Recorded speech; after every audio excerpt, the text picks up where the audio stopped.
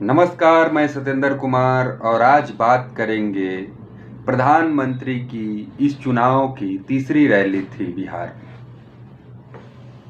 2024 का लोकसभा चुनाव जब से शुरू हुआ है, प्रधानमंत्री का ये बिहार का तीसरा दौरा है और पूर्णिया में और गया में 2 जगह प्रधानमंत्री नरेंद्र मोदी का कार्यक्रम था और कार्यक्रम में वही मुद्दे थे जो पिछले बार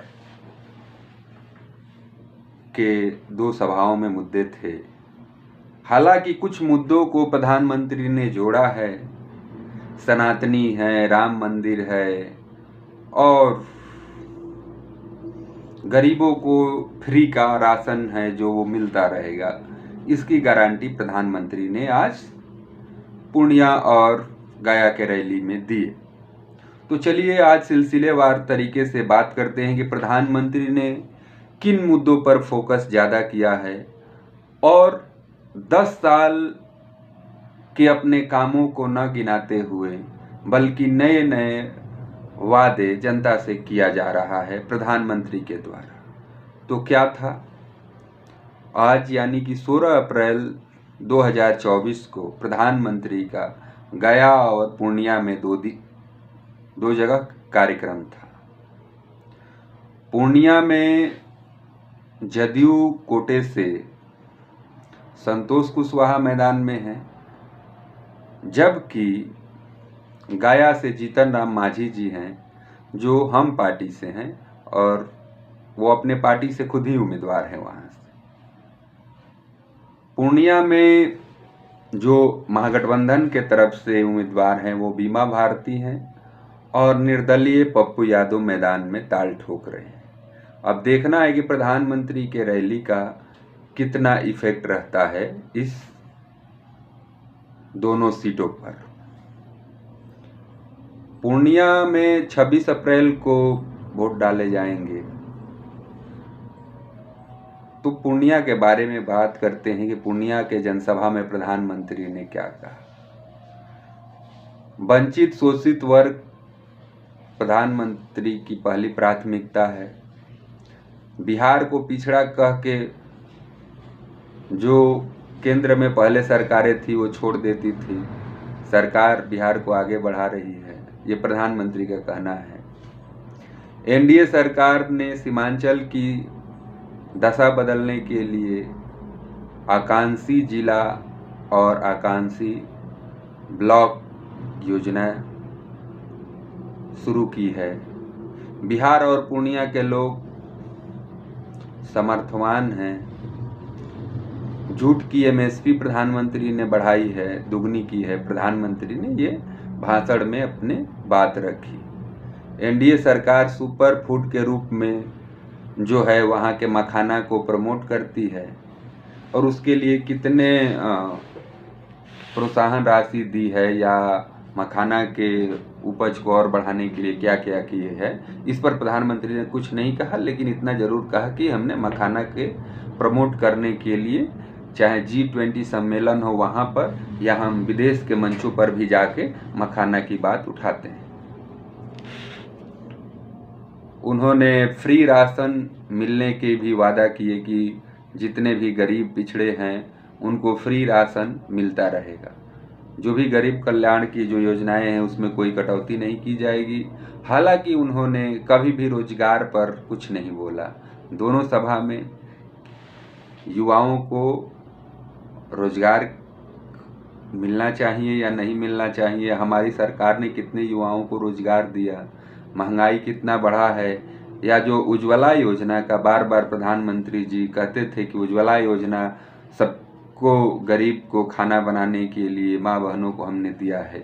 आज उज्ज्वला योजना पर भी नहीं बोले क्योंकि गैस के दाम इतने महंगे हैं कि उज्ज्वला योजना के जितने सिलेंडर हैं सिर्फ रखे हुए हैं, उस पर खास करके गरीब लोग खाना नहीं बना पा रहे। बेशक उन्हें 5 किलो अनाज मिल जा रहा है, लेकिन पकाने का जो ईंधन है वो काफ़ी महंगा हो चुका है।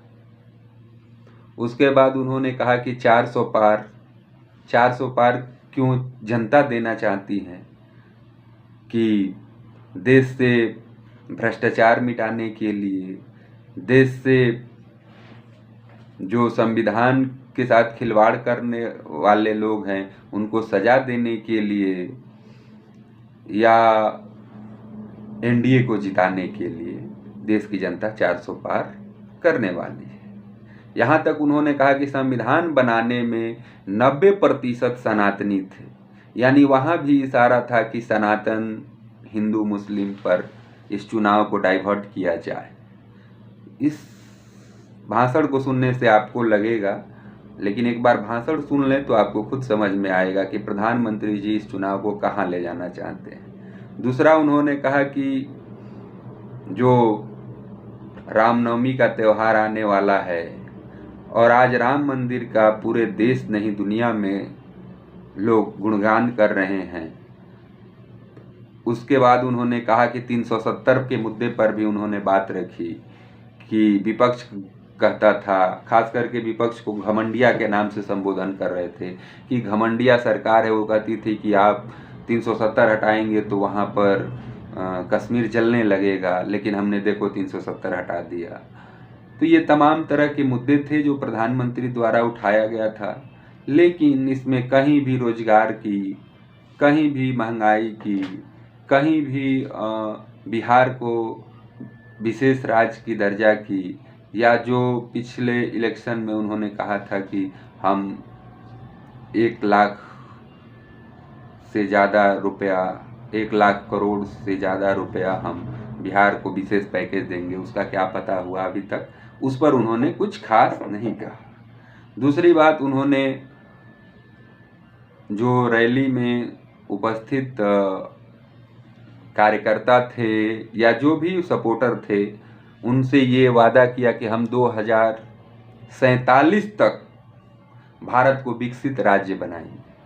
सोचिए, 2024 में कोई नेता आता है और कहता है कि 2047 में हम बिहार को या भारत को विकसित बनाएंगे, यानी कि अभी और वक्त चाहिए। शायद 2047 तक प्रधानमंत्री रहें या ना रहें, क्योंकि प्रधानमंत्री 72 साल 70 पार हो गए हैं, 72 के करीब जाने वाले हैं।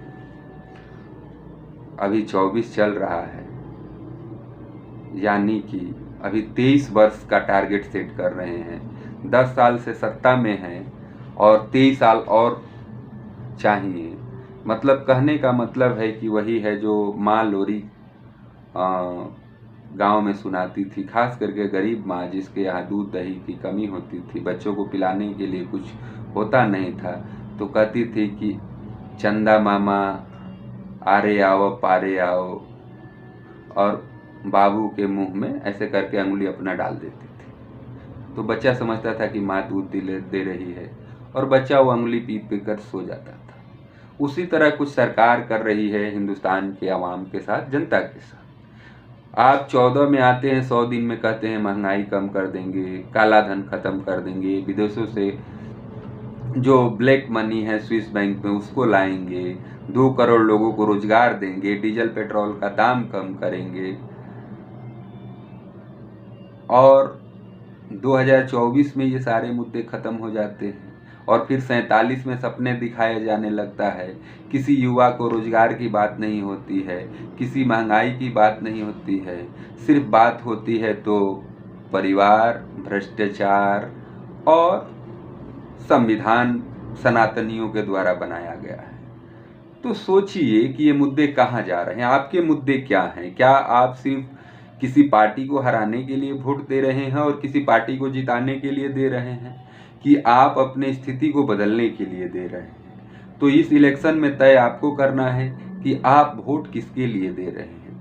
आपको संविधान में ये मौका किस लिए दिया गया है कि आप 5 साल के लिए किसी सरकार को चुने, ताकि वो नेता काम नहीं कर रहा है तो उसको कान पकड़ के हटाएं और फिर किसी दूसरे को बैठाएं ताकि वो आपका काम करे। आप अपने लिए सरकार चुनते हैं या आपको जो अच्छा लगता है उसको चुनते हैं? जो आपको अच्छा लगा कि हम इसको चुनना चाहिए उसको चुन दिए, तो वो काम करे या ना करे, आपका जो काम करेगा उसको ना आप चुनिएगा। 10-10 साल से, 15-15 साल से, 20-20 साल से एक ही नेता एक ही सीट पर कब्जा जमाए हुए हैं। उसके बाद उसका बेटा, उसके लड़की, उसके बहन, उसके माँ, उसके बाप, सब वही लोग रह रहे हैं। उसके रिश्तेदार, उसके समाज के लोग। क्यों? ये कभी भी इसी तरह चलता रहा सिस्टम तो आपका कभी विकास नहीं होगा। भारत में 543 सांसद हैं, उसमें से 200 से अधिक सांसद ऐसे हैं जो लखपति नहीं हैं, करोड़पति भी नहीं हैं, अरबपति, खरबपति हैं। सोचिए, जब चुनाव में सिर्फ आप वोट देने का एक मशीन रह जाएंगे, सिर्फ आप वोट दें, चुनाव कभी लड़ने की सोच नहीं सकते हैं। इतना चुनाव को महंगा बना दिया गया है कि आप जाने की सोच ही नहीं सकते हैं, और उन्हीं का पीढ़ी दर उसमें जाता रहेगा। सोचिए, लोकतंत्र में हमारे संविधान निर्माता जो भी थे, बाबा साहब अम्बेडकर हों, पंडित जवाहरलाल नेहरू हों, चाहे राष्ट्रपति हमारे हों उस समय के, चाहे जितने भी उस संविधान सभा के सदस्य हैं, चाहे वो सनातनी हो, हिंदू हो, मुस्लिम हो, हम उस मामले में नहीं जाना चाहेंगे जो प्रधानमंत्री कह रहे हैं। सबका पक्ष और सबका मत था कि आपको, चाहे वो अंबानी हो, अडानी हो, बिरला हो, टाटा हो, कोई भी हो, फिल्म अभिनेता हो या महिला हो या पिछड़ा हो या गरीब हो, अल्पसंख्यक हो, सबके वोट का मत एक ही माना गया है। सब, जितना वोट के कीमत संविधान के द्वारा एक गरीब को है, उतना ही एक अमीर को है। अडानी पैसा लाखों करोड़ों अरबों रुपया खर्चा कर सकते हैं, चुनाव में पार्टी बना सकते हैं, किसी पार्टी को चंदा करोड़ों करोड़ों रुपया दे सकते हैं, लेकिन वोट के लिए उसे जनता के पास ही जाना है। और वो जनता इमोशनल में कि ये मेरी जाति के हैं, ये मेरे समाज के हैं, ये मेरे सनातन हैं, ये अल्पसंख्यक हैं, ये यादव हैं, ये मुस्लिम हैं, ये पंडित हैं, ये ब्राह्मण हैं, ये राय जी हैं, ये बाबू साहेब हैं, इस नाम पर अगर आप वोट देंगे तो इसी तरह 70 साल, 72 साल, 75 साल, 100 साल, 200 साल गुजर जाएंगे, आपका कोई विकास होने वाला नहीं है, सिर्फ नेताओं का विकास हुआ। प्रधानमंत्री ने यह भी कहा कि क्या लालटेन से मोबाइल चार्ज होता है? सोचिए कि अब ये मुद्दे कहाँ होने वाला है।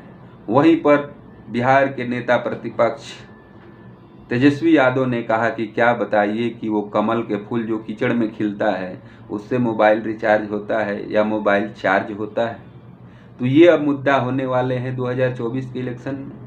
कोई नेता 10 साल तक सत्ता में रहता है और ये नहीं बता पाता है, उसके पास 10 या 15 ऐसे मुद्दे नहीं हैं कि जिस पर वो वोट मांग सके कि हमने बिहार के लिए ये किया है, हमने ये विकास के कार्य किया है, हमने ये युवाओं के लिए काम किया, हमने ये किसानों के लिए काम किया है।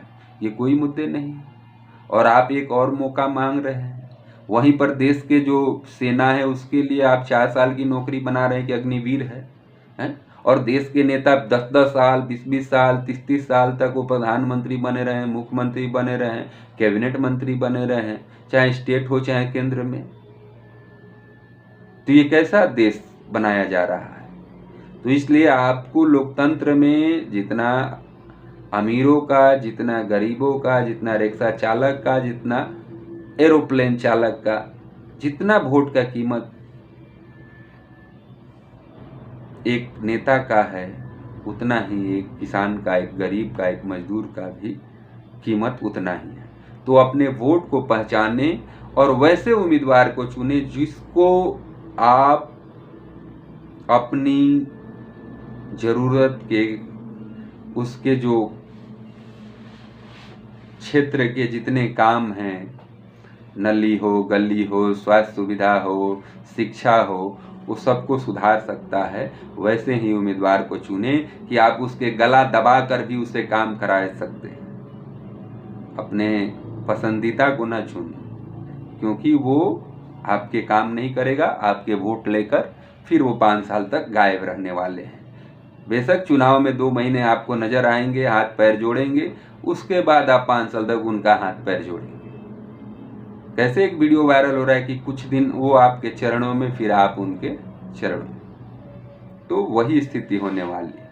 तो इसलिए आप मुद्दों को देखें कि मुद्दे क्या कहा जा रहा है। वही तेजस्वी प्रसाद यादव जो बिहार के नेता प्रतिपक्ष थे और पूर्व में वो डिप्टी सीएम रह चुके हैं, उन्होंने कहा कि 17 महीने में हमने 5 लाख लोगों को रोजगार दिया है। प्रधानमंत्री रोजगार पर नहीं बोल रहे हैं, प्रधानमंत्री महंगाई पर नहीं बोल रहे हैं, प्रधानमंत्री 10 साल में बिहार के लिए क्या विशेष राज्य का दर्जा दिया है या विशेष पैकेज दिया है उस पर नहीं बोलते हैं। प्रधानमंत्री को पिछले बार 40 में 39 सीटें बिहार की जनता दी है और बिहार के लिए क्या क्या किए हैं, कितना इन्वेस्टमेंट लाए हैं, कितने एयरपोर्ट खोले, कितने एम्स खोले, कितने यहाँ पर इंजीनियरिंग कॉलेज खोले या कोई यूनिवर्सिटी खोले, इस पर प्रधानमंत्री चर्चा नहीं करते हैं। सिर्फ प्रधानमंत्री हिंदू, सनातन, मंदिर, मस्जिद, तो ये बात उन्होंने कहा और बार बार परिवारवाद, भ्रष्टाचार की बात कह रहे हैं। 400 से अधिक विधायक जो विपक्ष पार्टियों के थे उसको भाजपा ने अपने में पाले में मिला लिया।